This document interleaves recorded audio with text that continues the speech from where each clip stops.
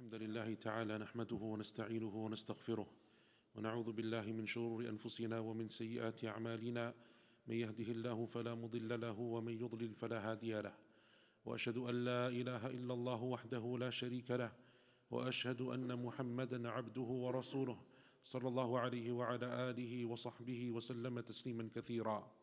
يا أيها الذين آمنوا اتقوا الله حق تقاته ولا تموتن إلا وأنتم مسلمون. يا أيها الناس اتقوا ربكم الذي خلقكم من نفس واحدة وخلق منها زوجها وبث منهما رجالا كثيرا ونساء واتقوا الله الذي تساءلون به والأرحام إن الله كان عليكم رقيبا. يا أيها الذين آمنوا اتقوا الله وقولوا قولا سديدا يصلح لكم أعمالكم ويغفر لكم ذنوبكم ومن يطع الله ورسوله فقد فاز فوزا عظيما. أما بعد فإن أصدق الحديث كتاب الله تعالى وخير الهدي هدي محمد صلى الله عليه وسلم وشر الأمور محدثاتها وكل محدثة بدعة وكل بدعة ضلالة وكل ضلالة في النار. From the mercy of Allah subhanahu wa ta'ala and from the beauty of our sharia is that Allah Azza wa Jalla has given us certain concessions, and one of those concessions is that when the weather is treacherous and it's difficult to move and difficult to come to the masjid, then the sharia allows for you to stay home if that is easier for you in your situation. So you don't have to come for the Jumu'ah prayer, you don't have to come for the congregational prayer in treacherous conditions. That's from the beauty of our sharia. Keeping that in mind for those of us that have made the effort to come here on this blessed day of Jumu'ah, I want to make this khutbah concise and brief. And I want to speak about the weather conditions that we see, but I want to take out some benefits or extrapolate some benefits that inshallah ta'ala we can take with us from today's khutbah. Everything that we see around us, it should prompt us and make us link it back to our religion or our Lord and Creator, or to the powers of Allah subhanahu wa ta'ala, or link it to the akhirah, or something that will benefit us in terms of our iman. These weather conditions are extreme. We don't normally get this type of weather where it's heavy snow and where it's bitterly cold. That's not something which is the norm. But human nature is such that we don't like extremes. When it's very hot, we complain. And when it's very cold, we complain. That's just human nature. And because of that, there are benefits that we can take from this, and I want to share with you two ahadith in this regard. Two ahadith, inshallah, today. The first of them is the hadith of Al-Bukhari and Muslim of Abu Hurairah radiyallahu anhu, where the Prophet sallallahu alayhi wasallam, in one of the du'as that he would make in the opening of the salah, what we call du'a al-istiftah, when you say the takbir and before you recite Surah Al-Fatiha, there is a du'a that you make. That dua that is made, there are different wordings and narrations that are mentioned in the sunnah, but one of them, in this hadith of Abu Hurairah radiyallahu anhu, and it is a long dua, but from that which the Prophet used to say sallallahu alayhi wasallam, is that he would say, Allahumma ghsil khatayaya bil ma'i wal thalji wal barad. Oh Allah, cleanse and purify my sins with rain and with snow and with hail. Cleanse my sins with rain and with snow and with hail. The Prophet ﷺ mentioned certain things that he never experienced in this dua, because the Arabs of Mecca and Medina didn't see snow, and the Arabs of Mecca and Medina didn't see hail. They used to see rain on the odd occasion, but they didn't see these other weather phenomena. And that's why it's reported that Ibn Abbas radiallahu anhuma was once asked, what is snow? What is this thalj? And he said, it's something white that descends from the sky, but I've never seen it in my life, because they weren't familiar with the concept. One of the benefits that we can extrapolate from that hadith is that when we see the snow, why did the Prophet ﷺ mention three types of weather? Cleanse my sins with rain and with snow and with hail. Why not just say rain? That's what the Arabs were familiar with. That's the concept that they were used to. And that does the same job in the sense that you cleanse yourself with rain, with water. One of the benefits that some of the scholars extrapolated is that it is to show that sins are of different levels. Not every sin is the same. And therefore the method of purification, of cleansing that sin, also has to differ. Just like when you have a stain, not every stain is the same. Some of it just with a bit of water, with a damp cloth, but some of it requires from you added chemicals, added work, added effort. Your sins and my sins are like that. Not every sin is the same.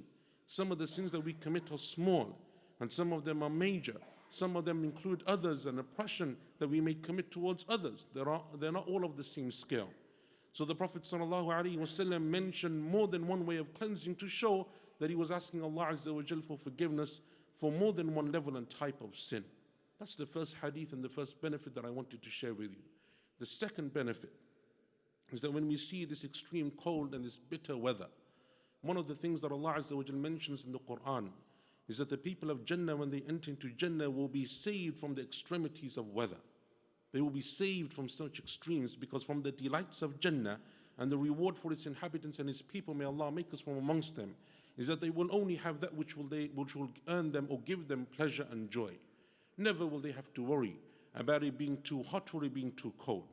Allah subhanahu wa ta'ala says in Surah Al-Insan, مُتَّكِئِينَ فِيهَا عَلَى الْأَرَائِكِ لَا يَرَوْنَ فِيهَا شَمْسًا وَلَا زَمْهَرِيرًا. They will be reclining on their couches therein in Jannah. Never will they see the blunt rays of the sun, nor will they ever experience the bitter extreme cold. The people of Jannah don't have to worry about overheating. They don't have to worry about the sun coming and it being too hot to sit in the sun. And nor do they have to worry about it being bitterly cold.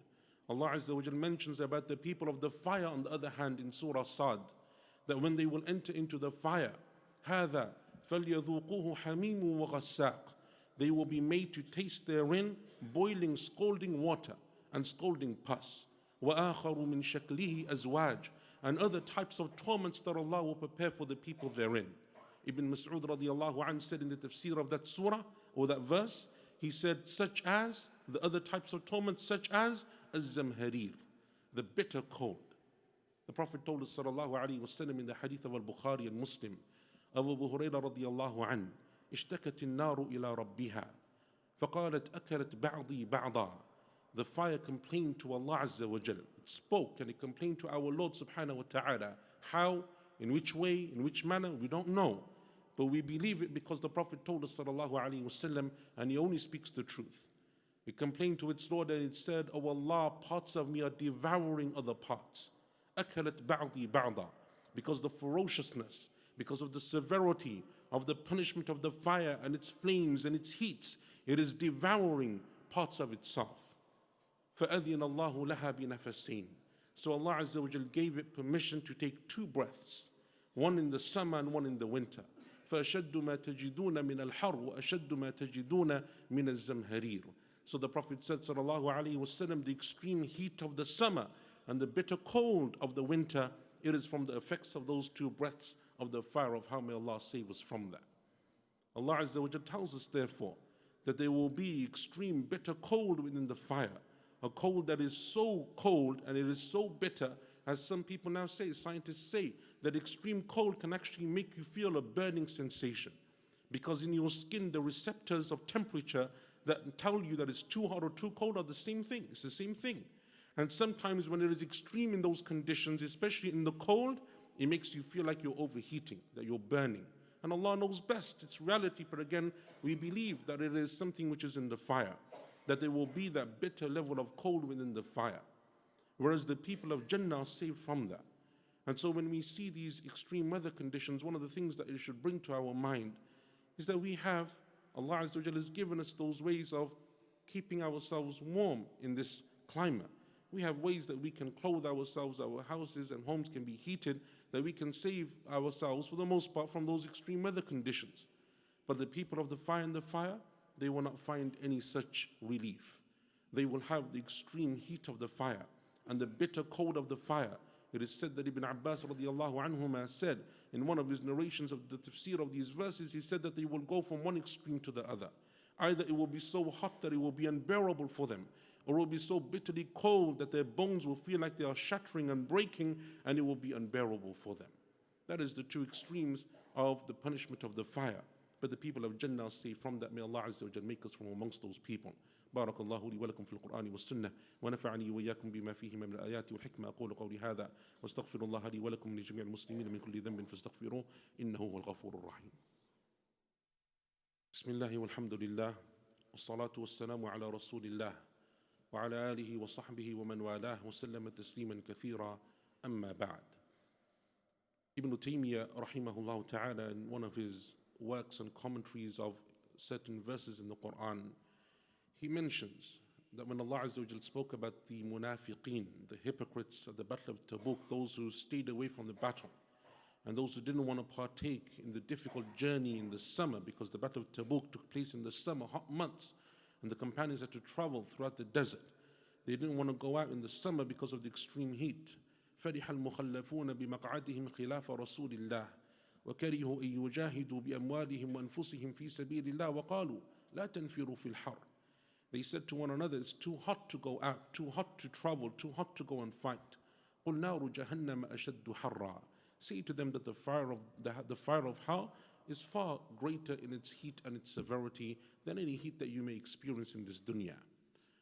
Ibn Taymiyyah rahimahullah ta'ala mentions that from the beautiful concepts of our religion is that just as we have to protect ourselves from the elements in this life, when it's too cold, the clothing that you wear is going to be appropriate, the way that you heat your home is going to be appropriate, maybe even the food that you eat will be appropriate to that weather, then what is more important for the believer is that you prepare yourself to be protected from the fire of the akhirah, from the fire of hell. What do you do in terms of your iman? What are you doing in terms of your worship? What are you doing in terms of turning to Allah Azza wa Jalla and making tawbah and seeking forgiveness for your sins? We're so worried about the extreme conditions of this day and yesterday and maybe tomorrow and the way that it's going to change our timetable and our plans that we had, our jobs and our work and everything else. Our children are off from school and so on. But what about that day? What are we doing to protect ourselves from the extreme pressures or the extreme punishment of the fire that Allah Azza wa Jalla has prepared for those people who disbelieve and those people who may sin and disobey Him? That is the greater preparation that is required. So when we see these weather phenomena and we see some of these events that take place, to remember Yawm al-Qiyamah and to remember the way that Allah Azza wa Jalla will punish the people of the fire and the way that Allah subhanahu wa ta'ala will save the people of Jannah and paradise from that difficulty, that's also something which should come to our mind. We ask Allah Azza wa Jalla that on that day He grants us safety and that Allah subhanahu wa ta'ala makes us from the people of Jannah and that Allah Azza wa Jalla keeps us safe in this dunya in terms of our iman, in terms of our worship and our actions, and that Allah subhanahu wa ta'ala keeps us safe and our families from the extreme weather conditions. Subhana rabbika rabbil izzati amma yasifun wa salamun ala al-mursaleen walhamdulillahi rabbil alamin.